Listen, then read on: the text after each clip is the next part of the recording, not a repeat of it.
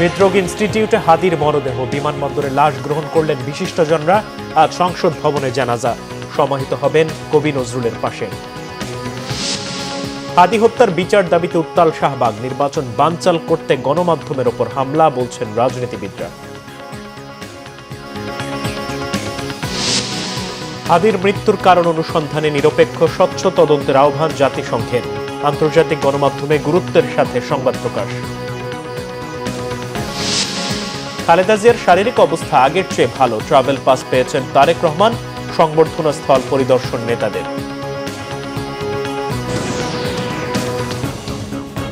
দেখছিলেন crown cement সংবাদ শিরোনাম, এবার বিস্তারিত। কফিন বন্দী হয়ে দেশে ফিরলেন জুলাই যোদ্ধা ইনকিলাব মঞ্চের মুখপাত্র শহীদ শরীফ ওসমান হাদি। শুক্রবার সন্ধ্যা ৬টার কিছু আগে সিঙ্গাপুর থেকে ওসমান হাদিকে বহনকারী বাংলাদেশ বিমানের নিয়মিত একটি ফ্লাইট শাহজালাল আন্তর্জাতিক বিমানবন্দরে এসে পৌঁছায়। তার মরদেহ রাখা হয়েছে জাতীয় হৃদরোগ ইনস্টিটিউটের হিমাগারে। আজ দুপুর ২টায় সংসদ ভবনের দক্ষিণ প্লাজা অনুষ্ঠিত হবে ওসমান হাদির নামাজের জানাজা। এরপর জাতীয় কবি কাজী নজরুল ইসলামের সমাধির পাশেই তাকে সমাহিত করা হবে। বিস্তারিত মামুন আবদুল্লাহ রিপোর্টে।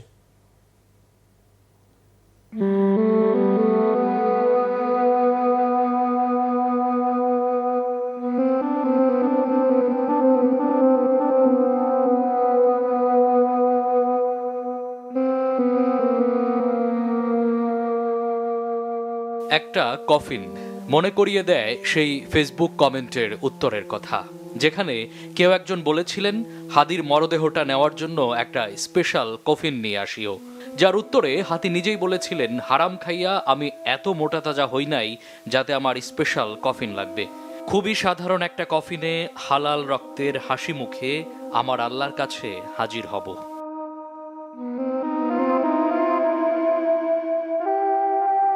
নিজের জন্য চেয়েছিলেন সাধারণ একটি কফিন, কিন্তু কে জানতো সেই কফিন হবে লাল সবুজে মোড়ানো অমূল্য এক রত্ন, যার কফিনে হাত রেখে গোটা দেশ নতুন করে শপথ নেবে সার্বভৌমত্ব রক্ষার। কোটি মানুষের অপেক্ষার অবসান ঘটিয়ে শুক্রবার সন্ধ্যা ৬টার কিছু আগে শাহজালাল আন্তর্জাতিক বিমানবন্দরে এসে পৌঁছায় ওসমান হাদিকে বহনকারী বাংলাদেশ বিমানের নিয়মিত একটি ফ্লাইট।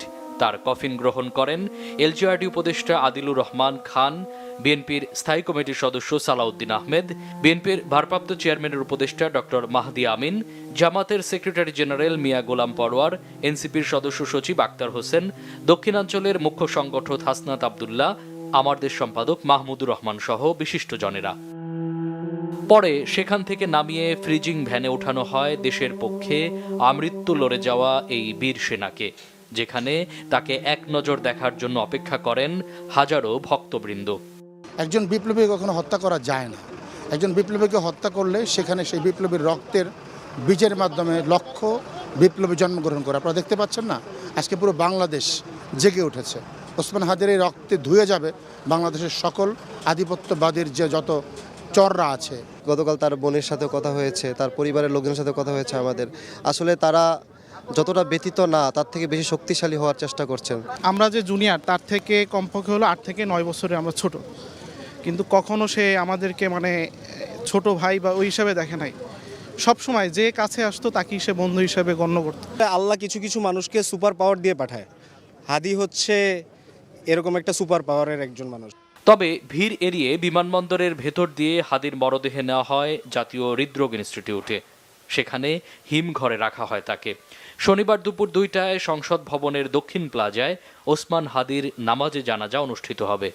হৃদরোগ ইনস্টিটিউটে নিয়ে আসা হয়েছে, এখানে তাকে হিমাগারে রাখা হয়েছে এবং তার জানাজার নামাজ আমাদের প্রধান উপদেষ্টা প্রফেসর ডক্টর মোহাম্মদ ইউনুস তিনি জানিয়েছেন যে মানিক মিয়া এভিনিউতে সংসদ ভবনের মাঠে বিশেষ একটি ব্যবস্থা করা হয়েছে। আপনারা যারা জানাজায় অংশগ্রহণ করবেন তারা সবাই যেন কোনো ভারী ব্যাগ বা ভারী কোনো জিনিসপত্র না নিয়ে আসেন, সে ব্যাপারে আহ্বান জানিয়েছে। জানাজা শেষে হাদির মরদেহ ঢাকা বিশ্ববিদ্যালয়ের কেন্দ্রীয় মসজিদ প্রাঙ্গণে নিয়ে যাওয়া হবে। ইনকিলাব মঞ্চ জানিয়েছে, জাতীয় কবি কাজী নজরুল ইসলামের কবরের পাশেই ওসমান হাদিকে দাফনের দাবি জানিয়েছে পরিবার। মামুন আবদুল্লাহ, বাংলা ভিশন, ঢাকা। ইনকিলাব মঞ্চের মুখপাত্র শহীদ ওসমান হাদি হত্যার প্রতিবাদে শাহবাগ অবরোধ করে বিক্ষোভ করছে বিক্ষুব্ধ ছাত্র জনতা। শুক্রবার সকাল থেকেই জড়ো হন, সড়ক অবরোধ করে অবস্থান নেন তারা। হাদি হত্যার প্রতিবাদের পাশাপাশি ভারতীয় আধিপত্যবাদের বিরুদ্ধে স্লোগানে স্লোগানে প্রকম্পিত হয়ে ওঠে শাহবাগ। রাজপথেই জুমার নামাজ আদায় করেন বিক্ষোভকারীরা, দোয়া করেন ওসমান হাদির আত্মার মাগফিরাত কামনায়। শাহবাগ চত্বরকে শহীদ ওসমান হাদি চত্বর করার ঘোষণা করে আন্দোলনকারীরা। শহীদ শরীফ ওসমান হাদির খুনিদের গ্রেপ্তার ও বিচারের দাবিতে বিক্ষুব্ধ তারা। হাদি হত্যায় সরকারের ব্যর্থতার অভিযোগ অনেকের। সমাবেশ থেকে খুনিদের আশ্রয়দাতা ও আধিপত্যবাদীদের কড়া হুঁশিয়ারি দেন ছাত্র জনতা। ওসমান হাদি হত্যার বিচার না হওয়া পর্যন্ত শাহবাগ না ছাড়ার ঘোষণা দেন আন্দোলনকারীরা। দর্শক, এই মুহূর্তে শাহবাগে আছেন সহকর্মী সৈকত সাদিক, যুক্ত হব তার সাথে। সৈকত, দিনভর তো শাহবাগে বিক্ষোভ হলো, এখন কি অবস্থা দেখছেন শাহবাগের, জানাবেন। আজকেই মানে যেহেতু গতকালকে নিয়ে আসা হয়েছে ইনকিলাব মঞ্চের যে শহীদ ওসমান হাদি, তার মরদেহ সিঙ্গাপুর থেকে নিয়ে আসা হয়েছে এবং আগামীকাল তার জানাজার শেষে তার মরদেহ এই শাহবাগের যে ঢাকা বিশ্ববিদ্যালয়ে জাতীয় কবি নজরুল ইসলামের যে সমাধিস্থল, সেখানেই তার মরদেহ দাফন করা হবে। কিন্তু হাদির যে সমর্থক, যারা হাদিকে ভালোবাসেন, তারা কিন্তু এখনো ওই শাহবাগের যেই চত্বর, সেখানেই তারা অবস্থান করছেন। তারা স্লোগান দিচ্ছেন এবং ইনকিলাব মঞ্চের যারা ছিলেন তারা হয়তো চলে গেছেন, কিন্তু দেশের বিভিন্ন জায়গা থেকে, আবার রাজধানীর আশেপাশের জেলাগুলো থেকে যারা এসেছিলেন, এই সারাদিন যারা ছিলেন, তারা কিন্তু এখনো অনেকে এসেছেন এবং তাদের মুখে একটু শুনতে চাই তারা কেন এখন পর্যন্ত আছে। যদি একটু বলতেন যে কখন এসেছেন। আমরা আসছি একটু আগে। কি জন্য এখানে আসলাম? আসলে মূলত আসছি হলো হাদি ভাইয়ের লাশ দেখার জন্য, যে এখানে মসজিদের কাছে হয়তো লাশ রাখা হয়েছে, আমরা লাশ দেখতে আসছি।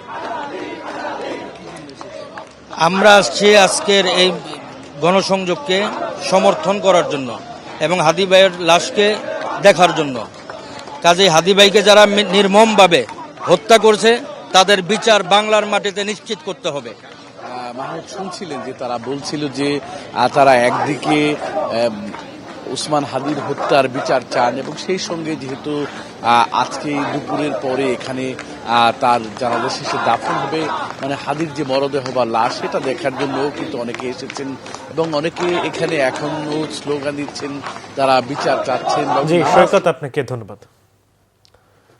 নির্বাচনকে বানচাল করতে গণমাধ্যমের উপর হামলা করা হচ্ছে বলে দাবি এনসিপি নেতাদের। প্রথম আলো, ডেইলি স্টারে হামলা, অগ্নিসংযোগের নিন্দা জানিয়েছে নাগরিক সমাজ। নিউ এজ পত্রিকার সম্পাদক নুরুল কবিরের ওপর হামলায়ও ক্ষোভ প্রকাশ করেন সুশীল সমাজের প্রতিনিধিরা। বৃহস্পতিবার রাতে ডেইলি স্টার ও প্রথম আলো কার্যালয়ে ভাঙচুর, অগ্নিসংযোগ করে একদল বিক্ষোভকারী। এতে ব্যাপক ক্ষতির শিকার হয় পত্রিকা দুটি। কার্যালয়গুলো পরিণত হয়েছে ধ্বংসস্তূপে। পত্রিকা দুটিতে হামলার প্রতিবাদ জানাতে শুক্রবার বিকেলে প্রথম আলো ভবনের সামনে মানববন্ধন করে প্রথম আলোর সম্পাদক, সাংবাদিক সহ সব কর্মকর্তা কর্মচারীরা। এ সময় প্রথম আলোর নির্বাহী সম্পাদক সাজ্জাদ শরীফ বলেন, প্রথম আলো শুরু থেকে ২৭ বছরে প্রথমবারের মতো পত্রিকা প্রকাশিত হয়নি। কোনোভাবেই ক্ষোভের বহিঃপ্রকাশ বলতে নারাজ মানবাধিকার কর্মী নূর খান বলেছেন, ক্ষোভের সুযোগ নিয়ে এটি একটি সন্ত্রাসী তৎপরতা। শুক্রবার ভবন পরিদর্শনে যান গণতান্ত্রিক সংস্কার জোট। এ সময় এনসিপির আহ্বায়ক নাহিদ ইসলাম বলেন, নির্বাচনকে বানচাল করতে গণমাধ্যমের উপর হামলা করা হচ্ছে। প্রশাসনে এখনো ফ্যাসিস্টরা আছে বলে দাবি এনসিপি নেতাদের। আসন্ন জাতীয় সংসদ নির্বাচন বানচাল করতেই প্রথম আলো, ডেইলি স্টার পত্রিকা এবং ছায়ানট, উদীচী সহ দেশব্যাপী হামলা চালানো হচ্ছে বলে অভিযোগ করেছেন বিএনপি মহাসচিব মির্জা ফখরুল ইসলাম আলমগীর। শুক্রবার রাতে গুলশানে বিএনপি চেয়ারপারসনের কার্যালয়ে দলের স্থায়ী কমিটির জরুরি বৈঠক শেষে বিএনপি মহাসচিব ব্রিফিংয়ে অভিযোগ করেন। স্থায়ী কমিটির এই সভায় সভাপতিত্ব করেন দলের ভারপ্রাপ্ত চেয়ারম্যান তারেক রহমান। বিএনপি মহাসচিব বলেন, ইনকিলাব মঞ্চের মুখপাত্র শহীদ ওসমান হাদির মৃত্যুর ঘটনায় তীব্র নিন্দা জানিয়েছে বিএনপি। হাদির রুহের মাগফিরাত কামনা করেন তিনি। হিন্দু যুবককে হত্যা, সাংবাদিক নুরুল কবিরকে হেনস্থা সহ এসব হামলাকে ষড়যন্ত্র হিসেবে উল্লেখ করেন মির্জা ফখরুল। বলেন, ফ্যাসিবাদের নতুন সংস্করণের অংশ হিসেবে এমন হামলা করা হয়েছে। তিনি অভিযোগ করেন, এমন ঘটনার কারণে জনগণের ভোটাধিকার আবারও হুমকির মুখে পড়তে পারে। এছাড়া এমন পরিস্থিতি মোকাবিলায় সরকারের ভূমিকা সন্তোষজনক নয় বলেও দাবি করেন বিএনপি মহাসচিব। পুরনো চিহ্নিত মহল দেশকে পরিকল্পিতভাবে নৈরাজ্যের পথে ধাবিত করতে চায়। অনেক রক্তের বিনিময়ে অর্জিত আমাদের ভোটাধিকার তথা গণতান্ত্রিক অধিকারকে তারা নস্যাৎ করে দিয়ে দেশে ফ্যাসিবাদের একটি নতুন সংস্করণ তৈরি করতে চাচ্ছে। সরকারের নাকের ডগাতেই তারা এই তৎপরতা চালিয়ে যাচ্ছে। জনগণ মনে করছে যে সরকারের ভূমিকা সন্তোষজনক নয়, ফলে দেশ বিদেশে সরকার তথা দেশের ভাবমূর্তি ক্ষুণ্ণ হয়ে চলেছে। এই অপশক্তিকে ঐক্যবদ্ধভাবে রুখে দিতে হবে। এই ষড়যন্ত্র প্রতিহত করতে নৈরাজ্য বিরোধী সকল রাজনৈতিক সামাজিক শক্তির আজ ঐক্যবদ্ধ হওয়ার কোনো বিকল্প নাই। কয়েকজন বিচ্ছিন্ন উগ্র গোষ্ঠীর দ্বারা সংগঠিত সকল প্রকার সহিংসতার বিরুদ্ধে দৃঢ়তার সঙ্গে সতর্ক থাকার আহ্বান জানিয়েছে অন্তর্বর্তী সরকার। এক বিবৃতিতে আহ্বান জানানো হয়, সরকারের পক্ষ থেকে সহিংসতা, ভীতি প্রদর্শন, অগ্নিসংযোগ এবং জানমাল ধ্বংসের সকল কর্মকাণ্ডকে দৃঢ়ভাবে ও দ্ব্যর্থহীনভাবে নিন্দা জানানো হয়। এতে বলা হয়, দেশের ইতিহাসের এই সংকটময় সময়ে একটি ঐতিহাসিক গণতান্ত্রিক রূপান্তরের মধ্য দিয়ে অগ্রসর হচ্ছে। যারা বিশৃঙ্খলাকে পুঁজি হিসেবে নেয় এবং শান্তির পথকে উপেক্ষা করে, এমন অল্প কয়েকজনের কারণে এই অগ্রযাত্রা কোনোভাবেই ব্যাহত হতে দেয়া যায় না। আসন্ন নির্বাচন ও গণভোট কেবল রাজনৈতিক অনুশীলন নয়, এগুলো একটি গুরুত্বপূর্ণ জাতীয় অঙ্গীকার। এই অঙ্গীকার অবিচ্ছেদ্যভাবে জড়িয়ে আছে সেই স্বপ্নের সঙ্গে যার জন্য শহীদ শরীফ ওসমান হাদী তার জীবন উৎসর্গ করেছেন। তার আত্মত্যাগ ও স্মৃতির প্রতি সম্মান জানাতে হলে সংযম, দায়িত্বশীলতা এবং ঘৃণা প্রত্যাখ্যানের প্রতি অবিচল অঙ্গীকার প্রয়োজন বলেও স্মরণ করিয়ে দেওয়া হয় সরকারের বিবৃতিতে। ওসমান হাদীর হত্যাকাণ্ডে গভীর উদ্বেগ প্রকাশ করেছে জাতিসংঘ। একই সঙ্গে এই হত্যাকাণ্ডের কারণ অনুসন্ধানে বাংলাদেশ সরকারকে দ্রুত, নিরপেক্ষ, স্বচ্ছ তদন্তের আহ্বানও জানিয়েছে সংস্থাটির মানবাধিকার কমিশনার ভলকার তুর্ক। এক বিবৃতিতে ভলকার তুর্ক সবাইকে শান্ত থাকার এবং সহিংসতা থেকে বিরত থাকার আহ্বানও জানান। বিবৃতিতে তিনি বলেন, প্রতিশোধ কেবল বিভেদকে আরও গভীর করবে এবং সবার অধিকার ক্ষুণ্ণ করবে। পাশাপাশি দায়ীদের বিরুদ্ধে যথাযথ আইনি প্রক্রিয়া ও জবাবদিহিতা নিশ্চিত করার তাগিদও দেন মানবাধিকার কমিশনার। বিবৃতিতে ভলকার তুর্ক আরও বলেন, বাংলাদেশ আগামী ফেব্রুয়ারিতে অনুষ্ঠেয় জাতীয় সংসদ নির্বাচনের আগে জনজীবনে গুরুত্বপূর্ণ ব্যক্তিদের নিরাপত্তা নিশ্চিত করতে সরকারকে প্রয়োজনীয় ব্যবস্থা নেওয়া উচিত। এদিকে ইনকিলাব মঞ্চের আহ্বায়ক শরীফ ওসমান হাদীর মৃত্যুর সংবাদটি বাংলাদেশের গণ্ডি পেরিয়ে আন্তর্জাতিক গণমাধ্যমের প্রধান শিরোনাম হয়েছে। ব্রিটিশ সংবাদ মাধ্যম বিবিসি হাদীকে সাবেক প্রধানমন্ত্রী শেখ হাসিনা পতনের অন্যতম নেতা হিসেবে অভিহিত করেছে। সংবাদ সংস্থা রয়টার্স জানিয়েছে, হাদীর মৃত্যুর খবর আসার পর বাংলাদেশের বিভিন্ন স্থানে তীব্র প্রতিবাদ ও বিক্ষোভ হয়েছে। এছাড়া আন্তর্জাতিক সংবাদ মাধ্যম CNA, Al Arabiya, the Guardian ও মালয়েশিয়ার দ্য সানও হাদীর মৃত্যুর সংবাদটি গুরুত্ব দিয়ে প্রকাশ করেছে। বিএনপি চেয়ারপারসন বেগম খালেদা জিয়ার শারীরিক অবস্থা গত এক মাসের চেয়ে বেশি স্থিতিশীল জানিয়েছেন তার ব্যক্তিগত চিকিৎসক ও বিএনপির স্থায়ী কমিটির সদস্য ডাক্তার AZM জাহিদ হোসেন। শুক্রবার রাজধানীর এভারকেয়ার হাসপাতালের সামনে ব্রিফিংয়ে কথা জানান তিনি।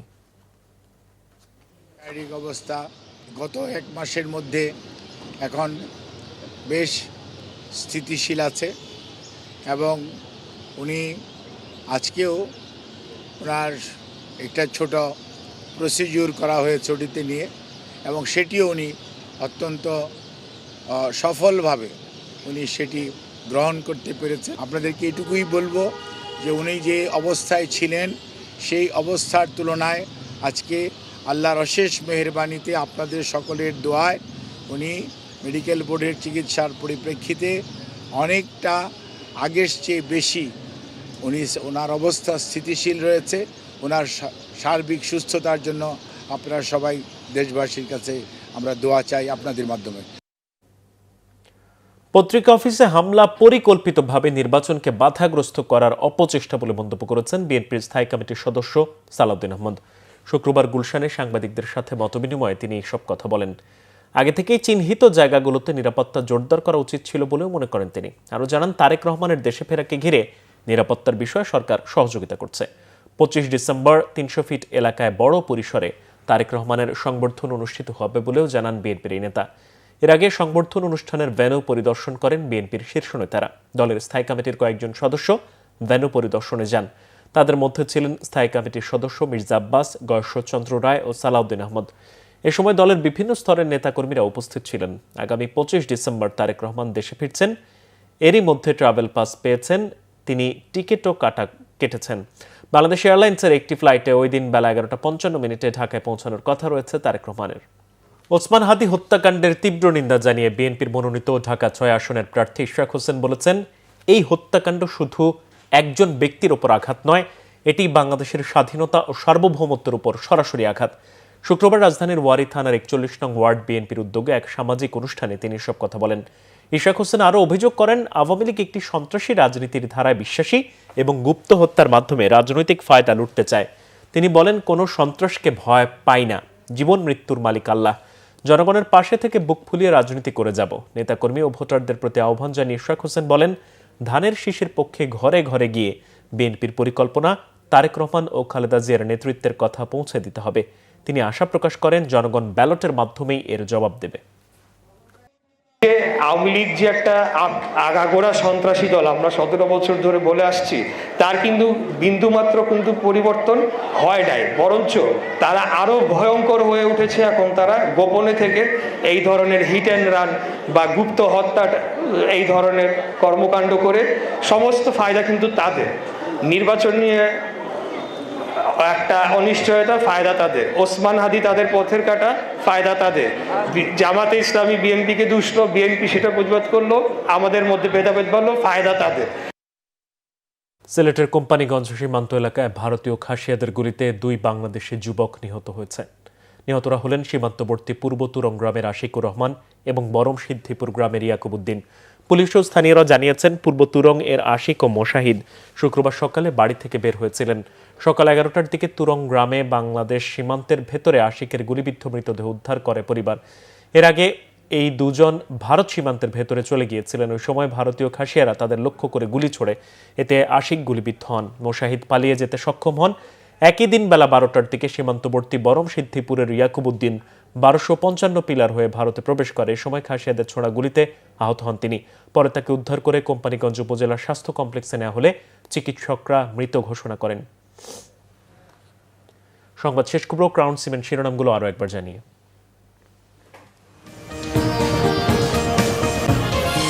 হৃদরোগ ইনস্টিটিউটে হাদির মরদেহ, বিমানবন্দরে লাশ গ্রহণ করলেন বিশিষ্টজনরা। আজ সংসদ ভবনের জানাজা সমাহিত হবেন কবি নজরুলের পাশে। হাদি হত্যার বিচার দাবিতে উত্তাল শাহবাগ, নির্বাচন বানচাল করতে গণমাধ্যমের ওপর হামলা, বলছেন রাজনীতিবিদরা।